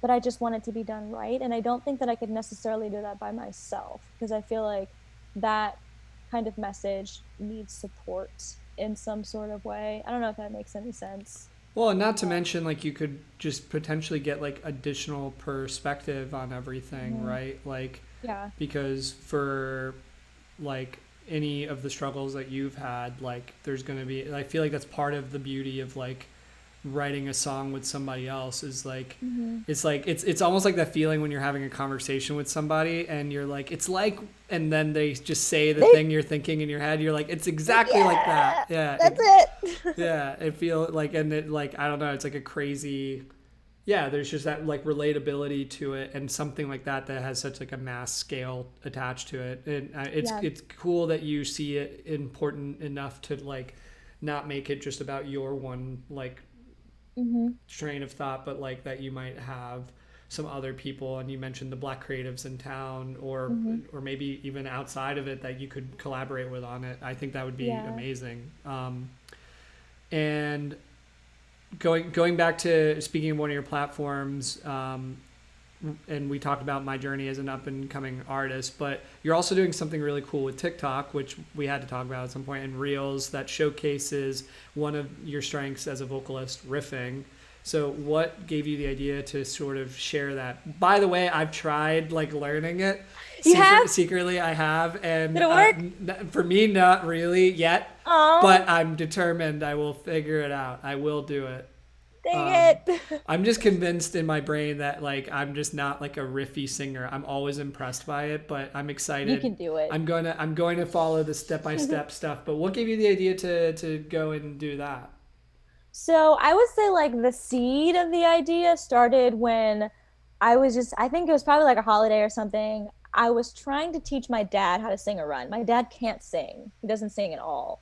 But I was breaking it down for him, and then he was able to do it. And I was like, oh my gosh, oh my God. Because my dad can't sing at all. So I was like, I can teach him how to do this. And, just forgot about it, lived my life. And then I was thinking, like, what can I do that is simple enough that I'm good at, that I can do quickly, that I can just do often?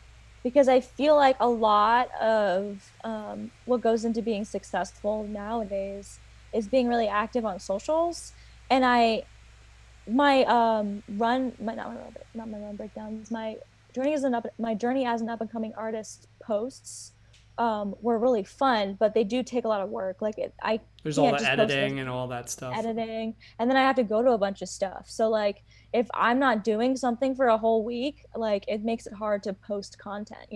So I was like, I love doing runs. I sing them all the time anyway. I might as well just sing them. And I'm like, well, a way to add value to the video is to show somebody how I did it. Because if I just sing a run, they're like, oh, that sounds really pretty. But there's not really much of a way to engage with somebody if I'm just singing at them. If I like break it down and like give you a reason to comment or a reason to respond, I'm like, okay, so here's the run. This is how you do it. Did you do it? Could you do it? Did that help? Because now I'm asking questions, and they're responding, and they're like, okay, this did help. And they're like, oh, can you break this one down? And there's also this other YouTuber slash artist slash vocal coach. Her name's Natalie Wise. She breaks down runs on YouTube, and I was obsessed with watching her. And I feel like her videos changed the way I thought about runs. Because when I was growing up, I always thought about runs as like a chunk, just a chunk. I never really thought about them as individual notes.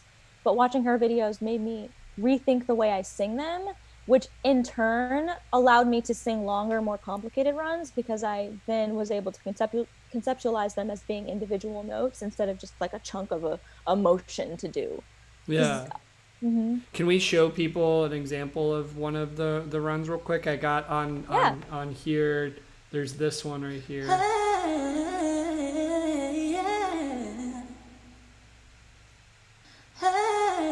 So you'll do something like this, right? But then you do actual like showing people like where is it riff challenge? Is that one?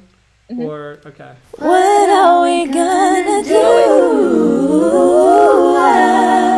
Yeah. Wait, maybe that one was a challenge.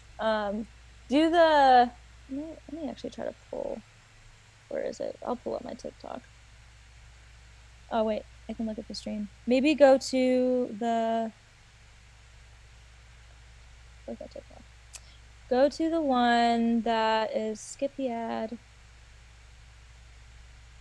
They're like farther down. I would say a riff break. I think it'll say riff/run. Oh, riff run tutorial. There we Stop go. scrolling. Hey,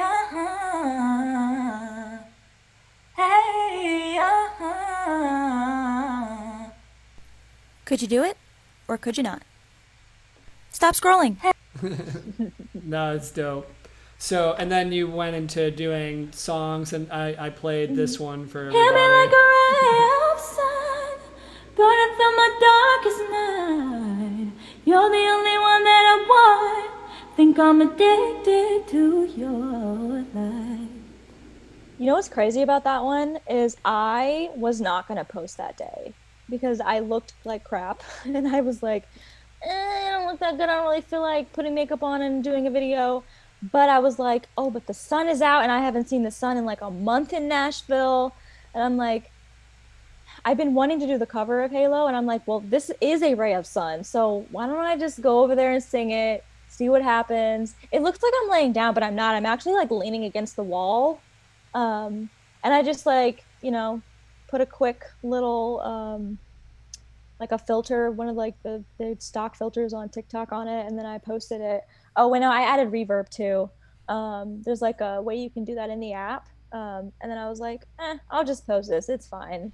I look like crap, but whatever. And that one ended up getting like, that's like my most viewed TikTok. Yeah, it's And like it's past 500,000 or something streams, and your followers and everything sort of jumped, and a lot of opportunities have been like coming up because of it and everything. Yes. And I wasn't even going to post it. It's crazy. Dude, I mean, I feel like there's definitely a lesson in there. So, I mean, speaking of like the fact that you've been having success with doing this, as a lot of people are starting to discover you through the platform, how do you feel like this ties into your career moving forward? I feel like this is an opportunity as an artist to actually get your foot in a door or get your foot into a door that didn't exist before. And I feel like if you are an artist or a creator of any kind and you are not on TikTok, I think that you are crazy. You need to get on TikTok, because I feel like this gives you opportunities that this window, I think, will repeat again in history, but it's not going to happen again on TikTok, because it used to be a time on Instagram where you could grow like you could grow on TikTok. And I don't think that this is going to last very long on TikTok. I think it's going to, because eventually it's going to become like Instagram, where you have to start paying for things. And then, because think about it, like when people were first on Instagram, 100,000 people was a lot of followers. Oh yeah. Now it's like 100 million people is a lot of followers. And as more of the world just starts getting on socials, having 1 million followers on Instagram is not going to mean anything anymore. So like, I think, what is it, like the D'Amelio sisters have like some obscene amount of followers on TikTok. Like me having 37,000 doesn't mean anything. So I feel like you should get on relatively speaking. Yeah. It's a big jump from where you were prior to like posting stuff. It is a very big, but it's only because I feel like you have the you're in this like era of TikTok where you get people that wouldn't normally see you, and they come across your content. So like people in, I don't know, Russia are seeing your stuff, whereas like on Instagram, half my followers don't even see my posts. The people that are following me don't even see it. Because you would have to pay for that reach right now. But TikTok, the algorithm is like purely discovery. Yeah, and that's what I love about it. And it's like, it's just a way to just like grow a brand, even if it doesn't, reach the stratosphere with whatever it is that you're doing. It's a way to grow a brand so that you can monetize it and make money doing what you love. And I think just like take advantage of it now before it is not possible to grow in the way that you can. And I think that it's still changed. Like I think it still used to be easier to like grow and be discovered. I mean, I love that. I feel like you kind of answered my next question, but only because you're sort of like in this mode right now. I'm curious to know, like, what would you say to anybody? Because there are a lot of people. I feel like whenever I talk to either artists that I work with or just in general, there's like this sense of like, oh, like, that's not for real artists, or they see the value, but they're like scared of it. Like they're intimidated by like, well, what would I even do? Like, what would you say to those people? I was in that boat too, because I regret not starting earlier with TikTok, but I didn't understand it. I was like, I don't dance, so like I don't want to just post a bunch of dance videos. Like, what does that have to do with my music? But I think that if you are just doing something that you like doing, it doesn't necessarily feel that way, because I didn't want to just follow the trends. That was the reason why I was hesitant to get on TikTok. I don't like doing the lip sync thing. Not that I'm opposed to it, but I'm just like, this doesn't. It's not you. You're not doing that for fun. Like, yeah, like that would be like a job for me. Like I don't enjoy doing that. So I think if you can find something that you are already doing that you like doing, all you got to do is just record it and then stick it on the internet. And it doesn't even have to be a lot of effort. Like a lot of the times I'm posting videos that are 10 seconds long. So it takes you 10 seconds to make, maybe a minute and a half to edit it, and then you add your content, like add your hashtags and your caption, and you're done. And I forgot what no, you're was. answering the question, because we're talking about the people who are sort of brushing it off as like, oh, like that's just for trends, like it's not for me kind of thing. Yeah. But you mentioned sort of before I even asked this question, you're like, if you're a creative person and you're not taking advantage of the platform, like you're missing out. So yeah. I was just curious, like what else you could say. And I feel like you said, I mean, you painted a bunch of really great points. So, sort of moving on from the TikTok stuff, I wanted to know, some people that are on here right now or are going to watch this back later are working on or have this desire to build a team around them and their skills and everything like that. So what does your team currently look like, and how do you see it changing in the future? Honestly, I have been a solo woman my entire like musical career. I think that I'm entering a point in my life where I have to learn how to trust other people and relinquish control, because I'm just so used to doing everything myself. I'm very much in the beginning stages. So right now I really only have one person on my team, which is a hell of a lot more than I've ever had my entire... Yeah, you've literally doubled. Yeah, I know, right? Look at that. Crazy.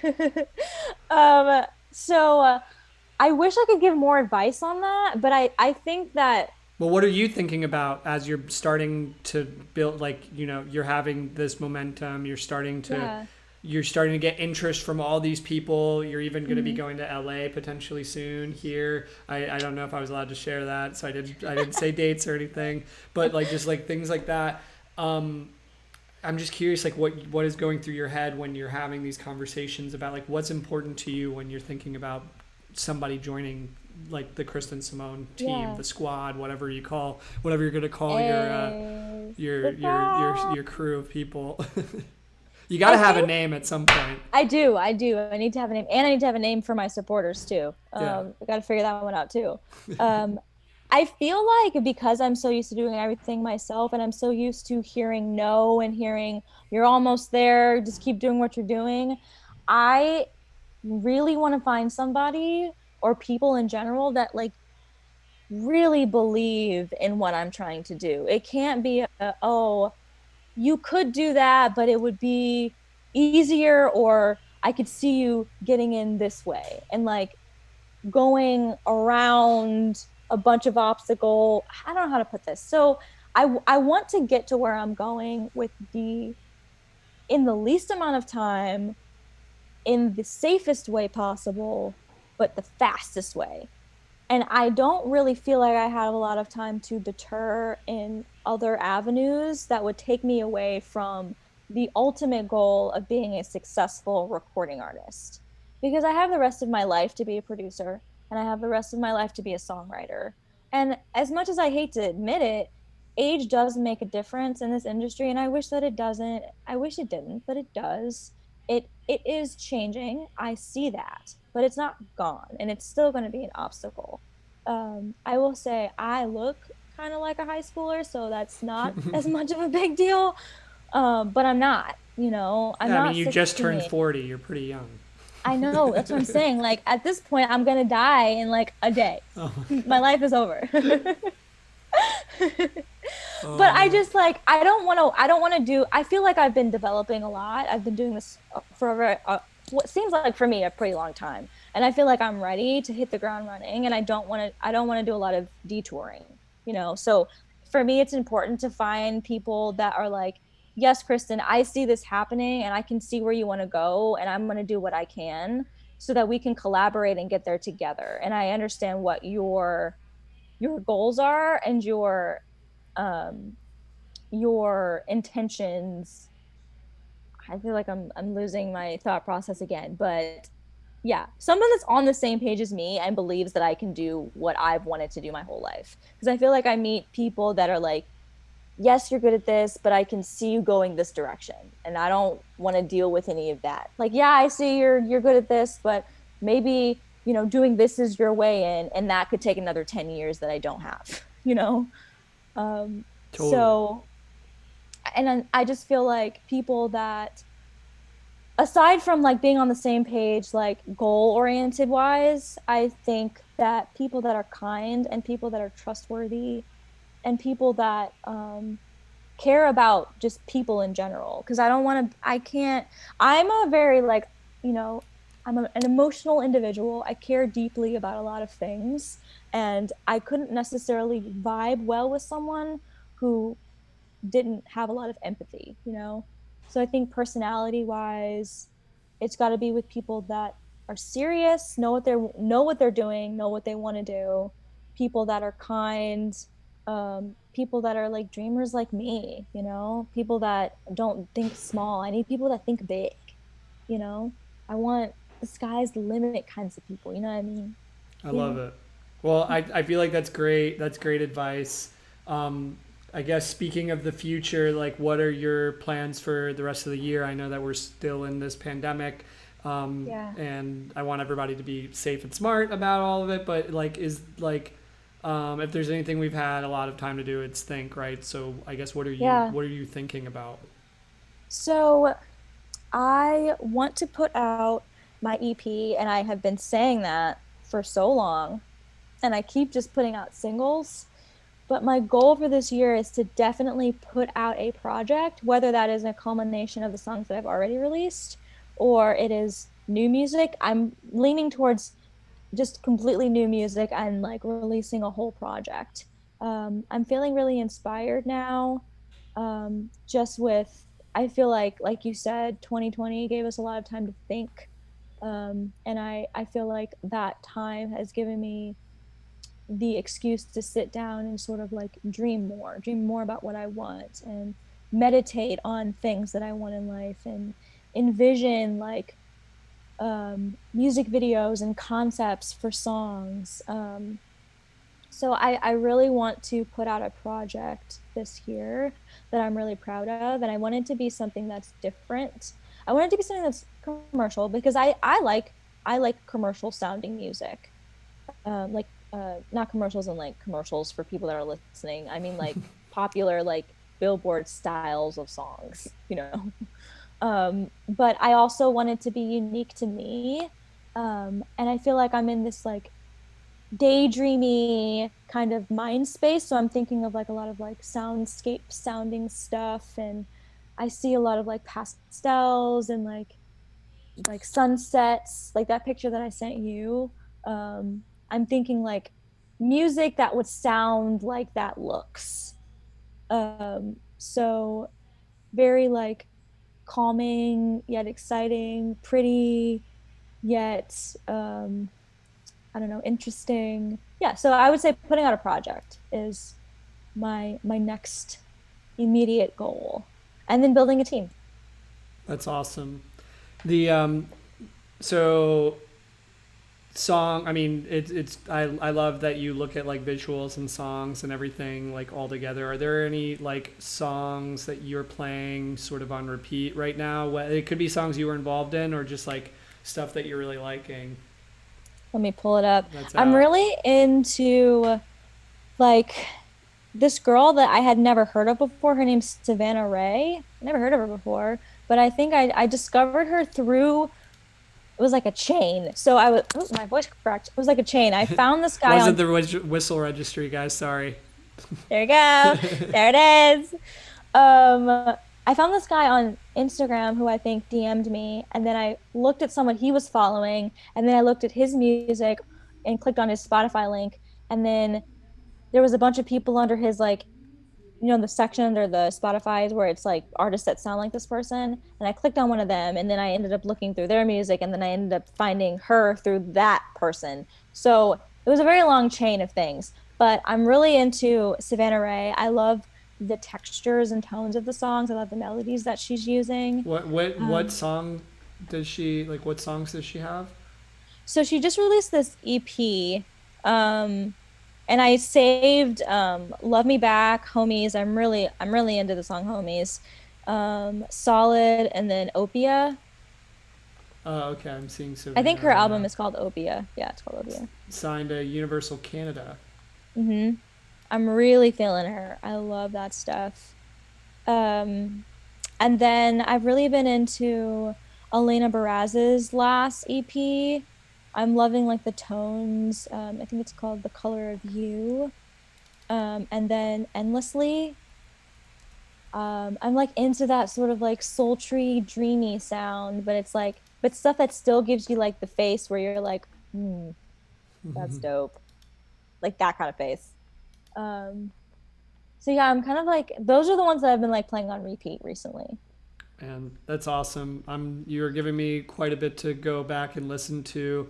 I appreciate you being on this stream and for being Yeah. patient with me. I know we got to like talk a little bit and catch up before the stream just because I was like, I don't know if the power's coming back on. Yeah, I'm glad it And came back on I and right in know. time. I know. I was literally like, I'm going to be so bummed. And I had people hitting me up being like, hey, when are you going live? I'm really like excited about this one. And I was like, me too, but I don't know. Oh, yay! The power just kind of went crazy. But for those of you who are here and haven't already followed KRYSTEN, please hit that link that I just sent you in the chat. You guys should absolutely go and support her artist career. And I'm so excited about all the stuff that is going to be happening and has happened and will continue to happen for you. So we talked about the rating function earlier, right, of Twitch. So part of what I'd love for you to do now is help us pick a music stream that we are now going to rate and support. So Oh, cool. if you'll look at the other screen, there you go. We like to support a music related stream. Is there somebody like a singer in particular? Like we try to go to somebody who's like either like just getting started or like newer. So we can do like singing. Wait, do I have to type something in? No, Okay. you won't have to type anything in. You'll just have to tell me if there's a stream that looks interesting to you and we can click into it and you can kind of hear. Oh, okay. Now I see it. I think it's like delayed a little bit. Oh yeah, I think if you're on your mobile, there's a 15-second delay. So I wish I could see this. Looks like there's a girl on a piano down there. girl on a piano. Friendly Canadian singer-songwriter. Let's see what else is going on. Mama This is made so me cool. mash my M&Ms. I don't want to know. That is so funny. Um, Oh, who's the girl in the pink hat? Is that a pink hat or a white hat? Cat. Oh, this girl. Discord jail is just. Hey guys, welcome to the stream. No. All right. Sometimes, yeah. There's the ads like help support Oh, nice. streamers. So when you're not subscribed to a channel, you'll get like an ad oftentimes like before the stream. And it's cool because actually like, you know, watching them, as annoying as it is, like if you're not subscribed, it's a way that you support the stream, is watching those ads. I like Twitch for that reason. Is like every step of the way like helps creatives on the platform. Yeah. Skincare routine. You heard it here first. Welcome. Thank you for coming to my TED Talk. Are we rating her now? It's a delay. I like her. I would like normally we So end up if like you wanna watching a little join bit, your but if fellow you're into prisoners this, what is Oh, she wait, talking it's a about? delay. in exile in Discord jail. Redeem my Wow, this is a reward. really long ad. Here, we'll raid Yeah, so you it's can basically watch a it cute in little real icon. time. Okay. All right, promise. guys. Okay, yeah. Yeah, let's do it. As you guys I'll use water go, and some facial. please go and say hello to our friend. Drop a hell yes in the chat. Let him know. Let her know to. I don't know if her is their preferred pronoun, but let them know that Kristen Simone is dope and that they should check out our music, and just straight up drop a hell yes in the chat. I'm not ashamed. I'm gonna drop a bunch of my hell yes emotes in the chat. So thank you guys for being here. Thank you, Kristen, so much for taking the time to do this and talk to everybody. I know I was excited about it and everybody else was too. Guys, show Kay Bilal some love and have a great weekend. Stay happy, stay healthy. See you on Monday. Later. Bye, guys.